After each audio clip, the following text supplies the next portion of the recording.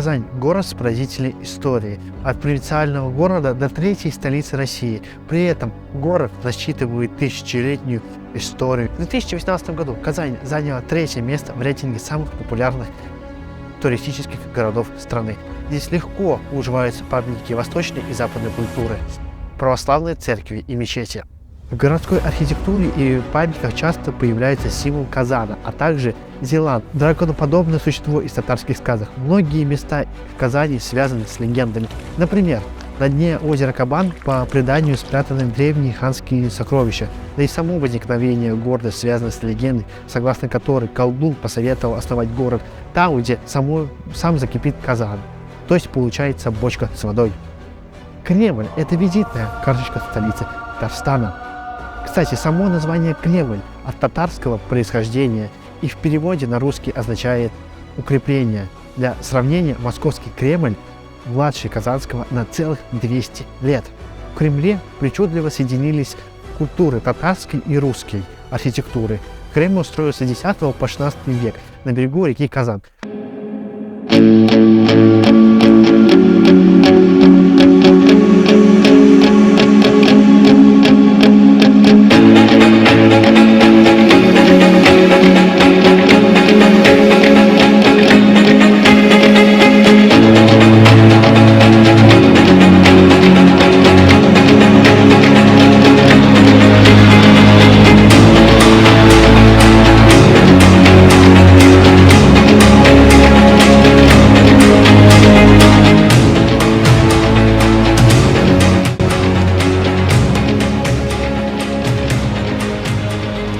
В первой половине 17 века прошла реконструкция крепости, в частности была недостроена Спасская башня, но были добавлены 2 яруса с часами и колокольнями. Размеры Кремля внушительны, его площадь составляет более 15 гектар, высота стен достигает 12 метров, толщина каменных стен достигает до 6 метров. До наших дней сохранилось 8 башен. На территории Кремля расположено много достопримечательностей. Захоронение крымских ханов 17 века, падающая башня в Сюмке, Спаску, Преображенская мечеть и Кул-Шариф, Пушкинский дворец резиденции президента Татарстана. На территории Кремля есть своя Пизанская башня, это башня в Сюмбеке. Она занимает 3-е место по углу наклона среди падающих башен мира. Ее вершина отклонена от вертикали на 2 метра из-за разрушения фундамента. 58-метровая башня построена в начале 15 века на самой высокой точке Кремлевского холма. По своему виду Сюмкетская очень напоминает Борцовскую башню Московского Кремля. О башне ходит множество легенд. По одной из них она названа в честь татарской царицы. В Сюмбеке она согласилась выйти замуж за Ивана Грозного при условии, что за 7 дней будет построена самая высокая в городе башня. Русский царь выполнил условия. Не перед свадебным пиром царица забралась на самый верх и, не желая уезжать из родного города, бросилась вниз. На самом же деле башня была построена гораздо позже. Башня Сюмбеке закрыта для туристов, но рядом с ней есть смотровая площадка, откуда открывается прекрасный вид на город, особенно на закате. Башня закрыта из-за того, что рядом находится дворец Казанского Кремля. Здание, напоминающее Зимний дворец в Петербурге, является резиденцией президента республики. Дворец также называют губернаторским, так как до 1917 года здесь заседал военный губернаторский Казани. Дворец построен в середине 19 века на месте разрушенного дворца казанского ханов по личному распоряжению царя Николая I. Строительство руководил местный архитектор Константин Тон, автор проекта храма Христа Спасителя. Архитектурный стиль здания – неомодернизм, учет симметрии всех элементов. Осмотреть Казанский Белый дом можно только снаружи, сквозь ажурную решетку входных ворот. Мечеть Кул-Шариф – это самая новая постройка в Кремле. Мечеть построили в 1996-2005 годах. Милое изящное здание, словно бы сошло со страниц восточных сказок. Особенно красивое оно ночью в свете прожекторов. Это главная Джуманджи мечеть для коллективных молитв всей мусульманской общины.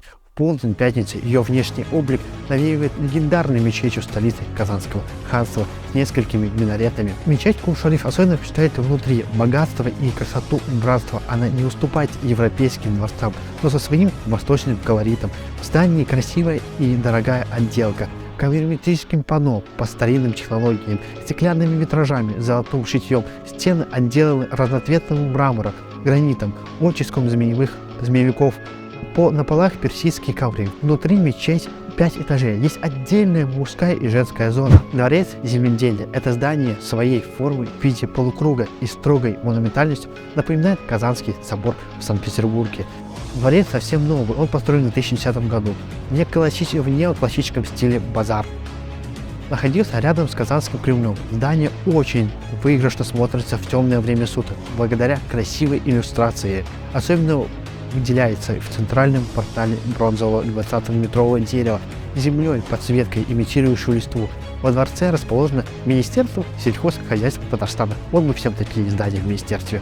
Центр семьи Казан, и он находится на правом берегу реки Казанки, посреди ухоженного парка. Главный заказ республики имеет необычное здание в виде гигантского котла Казана. Особенности это заметно вечером, когда включается подсветка, имитирующая языки пламени под Казаном.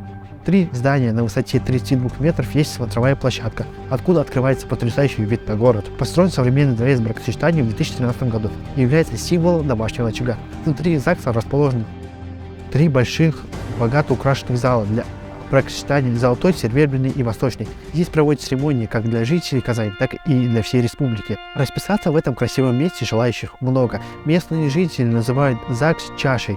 Есть поговорка, что в чаше варится семья. На соседнем берегу, рядом с Кремлем, расположен Казанский собор. Историческое событие закладки первого камня главного храма города состоялось 30 мая 1798 года. На нем присутствовал император Павел I с великим князем Александром, будущим императором Александром I и Константином. Трагически сложилась судьба монастыря с приходом советской власти. Собор был уничтожен для строительства на том месте киностудии татарского отделения «Восток кино». В новом тысячелетии комплекс монастыря начали восстанавливать. 4 ноября 2015 года президент Республики Татарстан Рустам Минниханов подписал указ о создании Благоуральской исламской академии и воссоздании собора Казанской иконы Божьей Матери. Правительство Татарстана разработало комплекс мер по содействию организации сбора добровольных пожертвований, отчислений юридических и физических лиц, общественных и религиозных организаций для возрождения главной православной святыни Казани. В настоящий момент внешний облик воссоздаваемого Казанского собора иконы Божьей Матери имеет полностью завершенный вид. На куполах установлены кресты, на фасаде храма появились мозаичные иконы, благоустроена площадь вокруг храма. Собор стал одной из узнаваемых архитектурных доминант города. Рядом находится Кремлевская набережная, с которой с левого берега реки Казанки существовала уже давно, однако пешеходная набережная – современная достопримечательность Казани. С появлением под стенами Кремля в 2010 году на Дворцовой площади строительство здания Дворца земледельцев и элитного жилого комплекса, а также строительство собора подстигло решение о благоустройстве набережной.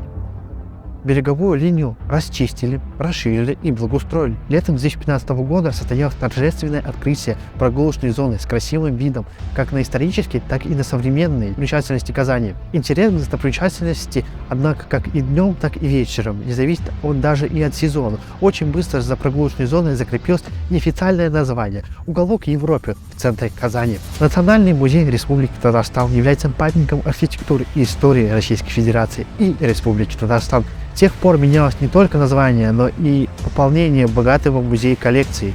В основу экспозиции положена частная коллекция Лихачева, известного в крае археолога, историка, коллекционера и экспонатора научно-промышленной выставки 1890 года. Фондом музея насчитывает свыше 780 тысяч экспонатов. Недалеко находится Богоявленский собор. Несколько столетий назад улица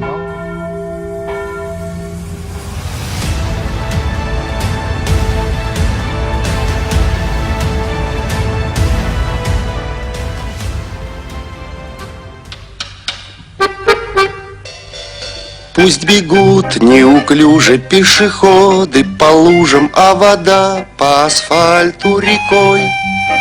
И неясно прохожим в этот день непогожий, почему я веселый такой.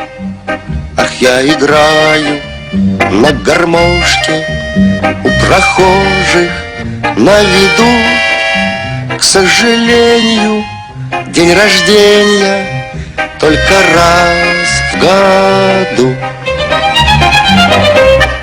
В нескольких столетий назад улица Баумана, ныне где находится Богоявленская церковь, называлась Большая Промысловой. Дело в том, что изначально здесь располагались промысловые ворота.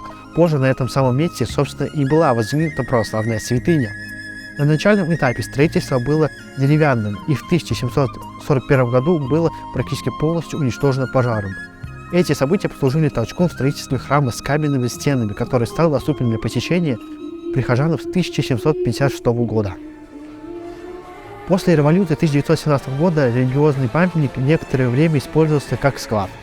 Позже его помещение было переоборудовано под спортзал, а колокольня использовалась для размещения мастерских и местных. Что? Храм? Под спортзал? Что? В конце 20-го столетия знаменитый собор на Баумана имел только один центральный баран.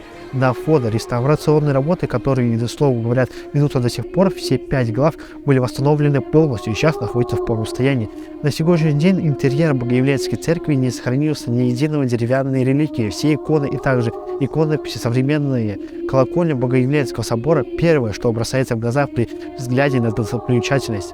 Свой нынешний вид он приобрел после того, как ее строительство было выведено в 25 тысяч рублей. Именно такие условия прописал в завещании почетный гражданин Казани и купец Кривоносов. Летом 1893 года в местной газете было размещено объявление, призывающее всех желающих принять участие в конкурсе на лучший проект звонницы. Само же строительство церкви началось 24 ноября 1893 года и завершилось спустя 4 года. Поначалу в постройке были подвешены старые колокола, но уже в 1990 году она удостоилась нового колокола, весом почти 8 тонн. Вместе с колоколом на самой верхушке центрального купола был установлен позолоченный крест весом 280 кг. Собор знаменит тем, что в его стенах принимал крещение Федор Иванович Шаляпин, а в подростковом возрасте он пел здесь в церковном хоре. Сегодня во дворе церкви нужно увидеть памятник оперному и камерному исполнителю к тысячелетию Казани. Среди местных известен как парк Миллениум. Построен в 2005 году. Строительство удалось уложить в кратчайшие сроки. Старые постройки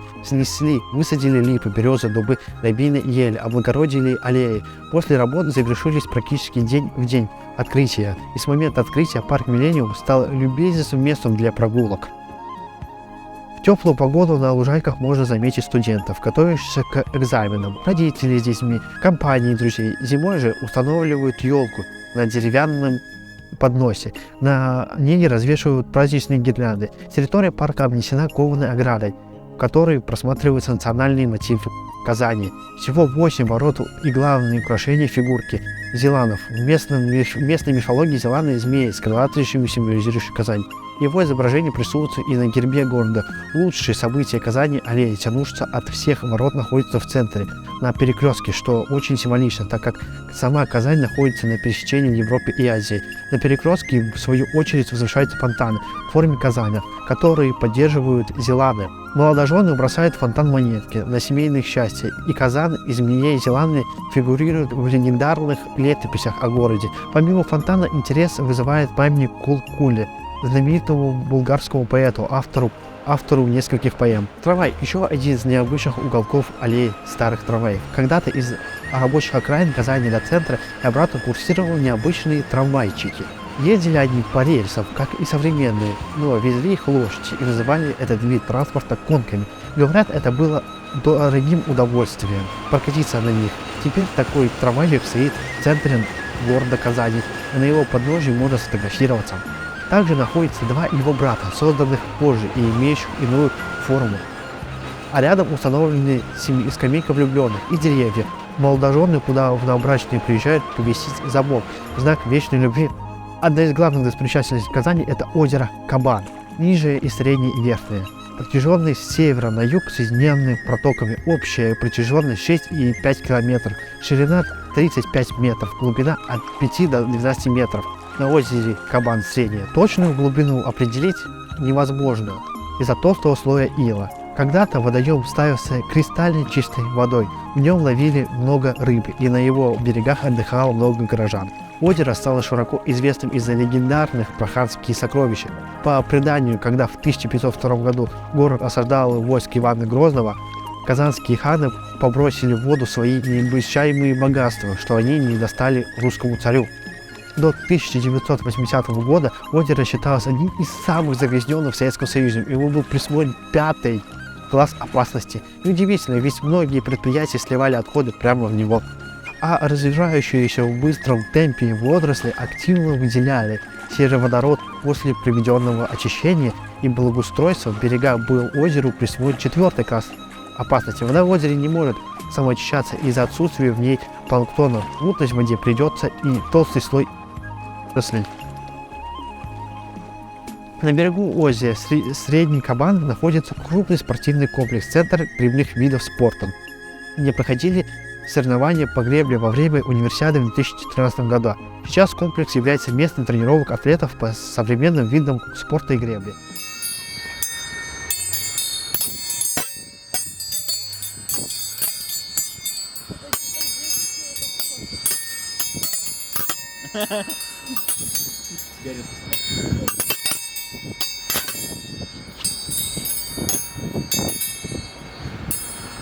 Театр кукол «Экеат», расположенный в самом центре города Казани, в красивейшем здании, отстилизованном под сказочный дворец.